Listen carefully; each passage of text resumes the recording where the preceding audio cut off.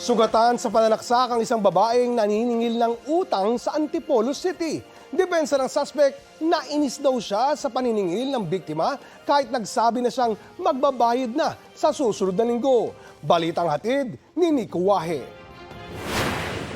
Imbes na makasingil, mga sugat sa braso, dibdib, tiyan at hita ang napala ng isang ginang nang puntahan niya ang nagkakautang sa kanya sa kanilang bahay sa Antipolo City.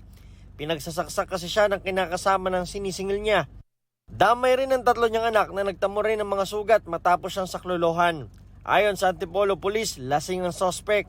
Nagkataon na nakulitan yung suspect dahil siya po ay nakainom at bigla niyang sinugod sa kanilang tahanan at inundayan ng saksak yung apat na kababayan. Bali, isang pamilya po yun. Matapos saksakin ng mga biktima, nagtago raw ang suspect sa bulubunduking bahagi ng sitio kay Sakat 2 sa Barangay San Jose. Nadakip siya kahapon matapos may magsumbong kung saan siya nagtago. Kinilalang suspect na si Joseph Delda na umamin naman sa krimen. Ayon kay Delda, siya talagang may utang na 600 piso sa biktima. Hindi naman daw niya ito balak takbuhan.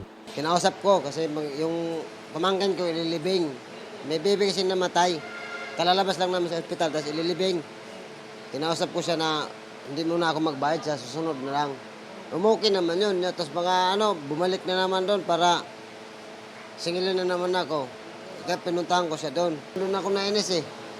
Kasi kinausap ko na nga siya sa sunod next week na ako magbayad eh. Ayon sa Antipolo City Police, dati na raw may kasong frustrated homicide si Delda. Pero itinanggi niya yan sa panayam namin sa kanya. Nagpapagaling pa ngayon sa ospital ang mga biktima. Nico Wahe, nagbabalita para sa GMA Integrated News. Kapuso, alamin ang maiinit na balita. Bisitahin at mag-subscribe sa GMA Integrated News sa YouTube. Sa mga kapuso abroad, samahan nyo kami sa GMA Pinoy TV at sa www.gmanews.tv.